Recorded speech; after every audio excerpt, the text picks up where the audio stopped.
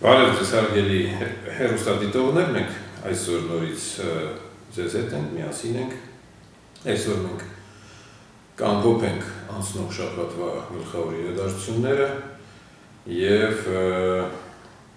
կփորձենք հասկանալ իսկ ինչու է մեր վիճակը այսպիսի վատ կամ վատթարագույն։ Բոլոր դեպքերում սկսենք նրանից, որ Նիկոլ Փաշինյանի հետ համատեղ ապրող տիկինը, որը համարվում է Հայաստանի առաջին տիկին, իրեն թույլ է տվել մարդկանց անվանել ոճիլ եւ այլ վիրավորական խոսքեր ասել եւ մենք ինչպես միշտ անդրադառնում ենք նաեւ իրավունք թերթի հրապարակումներին եւ այս կապակցությամբ իրավունք թերթը այսպիսի կոլաժ է դրել առաջեջում, բանն այն է, որ սա մի անհասկանալի երևույթ է եւ այսպիսի պաշտոնատար անձը կամ պաշտոնն էլ պաշտոն չի, բայց բոլոր դեպքերում առաջին տիկին իրեն համարող անձնավորությունը, ես այդպես երբեք չեմ համարում եւ շատ-շատերը Հայաստանում, բայց իրեն թույլ է տալիս այդպիսի բառապաշար, սա ցույց է տալիս, որ իշխանությունները գտնվում են հիստերիկ վիճակում։ Նրանք հասկանում են, որ նրանց օրերը հաշված են, նրանք հասկանում են, որ գլոբալիստները, որոնք նրանց տերն էին եւ թագավորները, այդ մարդիկ կորցնում են օրեցօր կորցնում են ազդեցություն աշխարհում եւ բնականաբար լինելու են խոշոր փոփոխություններ բոլոր ասպարեզներում, բոլոր երկրներում, բոլոր կառույցներում։ Եվ այն մարդիկ, ովքեր ծառայել են գլոբալիստներին, իսկ Նիկոլը եւ իր հետ ապրող տիկին Աննա Հակոբյանը, նրանք իհարկե հասկանում են, որ իրենց դիրքերը օրեցօր թուլանում են, նրանք փորձում են գտնել լուծում եւ այդ լուծումը փորձում են գտնել ասես աշխարհի ուժերների մոտ, ովքեր այսօր դարձել են ուժեր, դա Թրամփն է, այսինքն հանրապետականները, որոնք գլոբալիստների դեմ են, եւ Ռուսաստանն է, որը նույնպես գլոբալիստների դեմ է։ Եվ այս առումով հավանաբար կլինեն լուրջ փոփոխություններ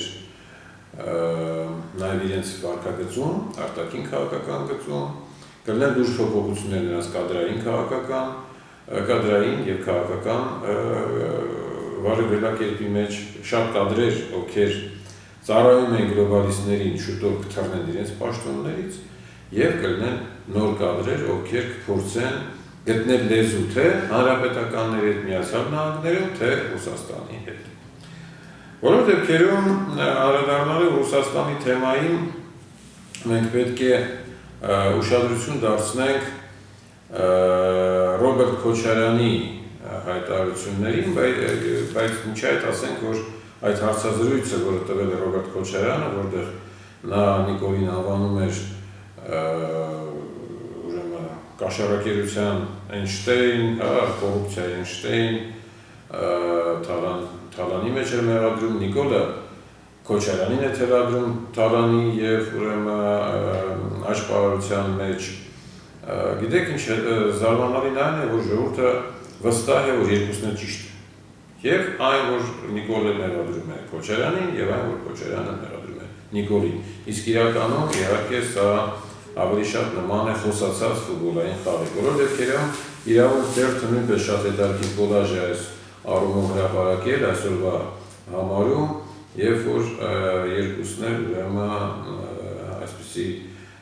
փողային խաղի մեջ են գտնվում, բայց անդրադառնանք Ռուսաստանի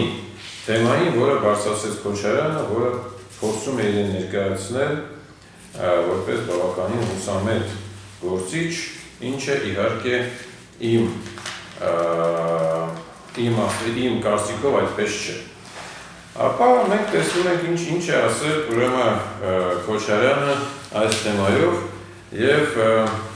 բացում ենք նորից իրավունք թերթը եւ մեջբերում անում Քոչարյանի խոսքից։ Միութենական պետությունը ստեղծվել է 1999 թվականին, ես նախագահել եմ մինչև 2008 թվականը։ 9 տարի երբեք որևէ խոսակցություն իմ հետ Հայաստանին միավորելու միութենական միությանը չի եղել, չկա այդպիսի բան, համենայն դեպս չի եղել այն ժամանակ։ Նախ սկսենք նրանից, որ պարոն Քոչարյանը պետք է որ հիշի, որ իր նախագահության օրոք Հայաստանում հավաքվել է 1 միլիոն ստորագրություն, որտեղ մեր բնակչությունը պահանջում էր, որպեսզի Հայաստանը նույնպես միանա միութենական պետությանը։ Եթե պարոն Քոչարյանը դա մոռացել է կամ ուզում է մոռանալ, ապա այդպես չէ, եւ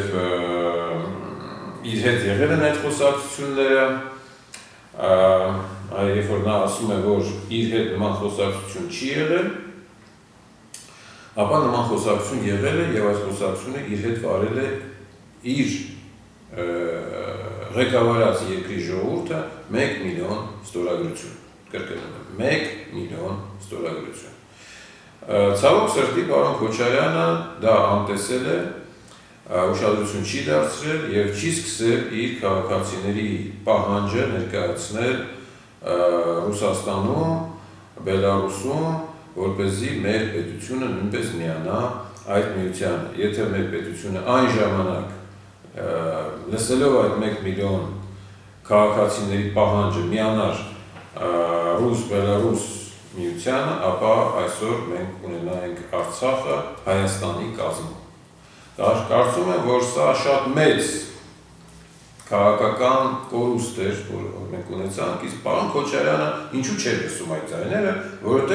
այդ իր ղեկավարած տարիների ընթացքում ով էր նրա արտգործնախարարը, Վարդան Օսկանյան, մարդ, որը որ ստեղծվել է, ձևավորվել է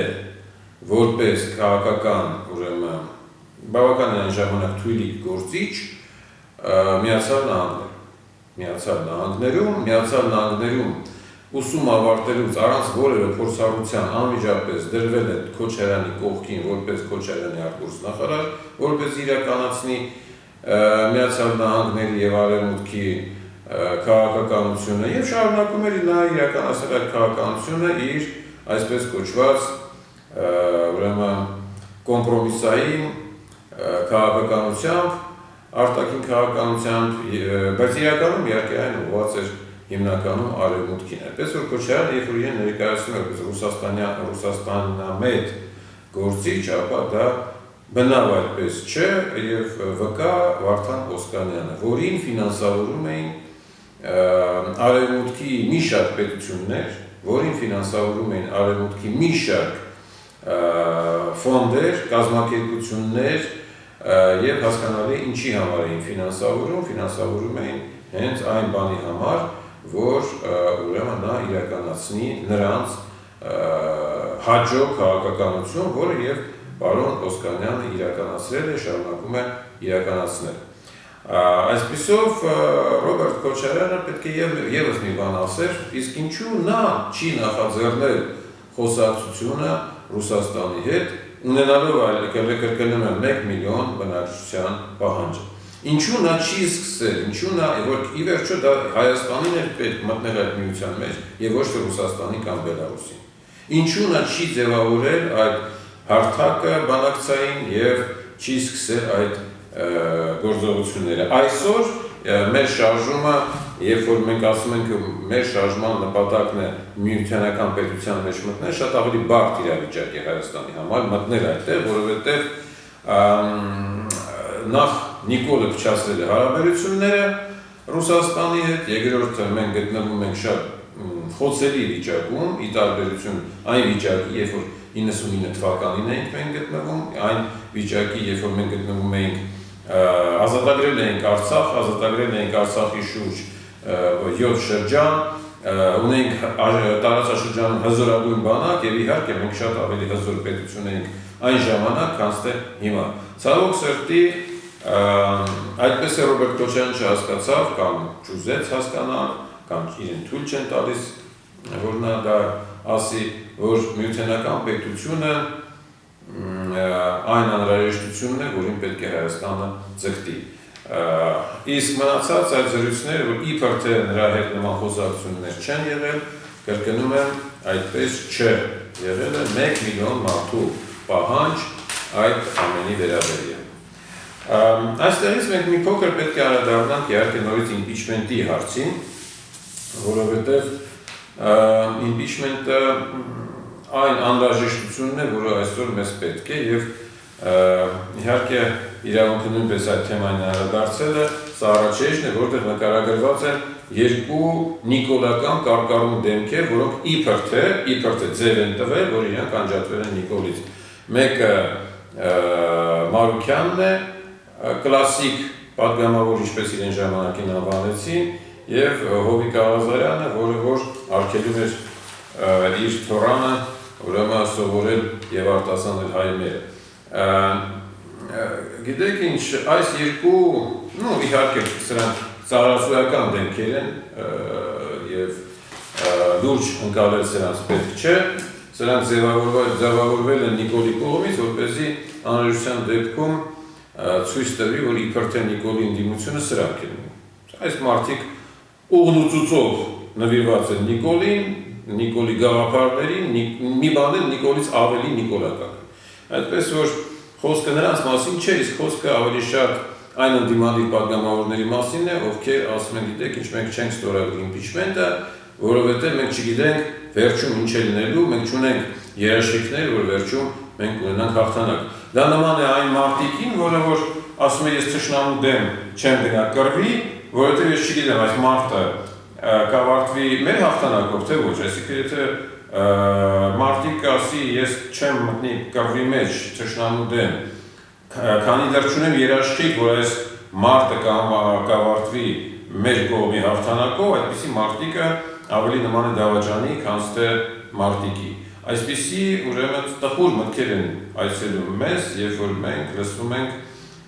ընդդիմադիր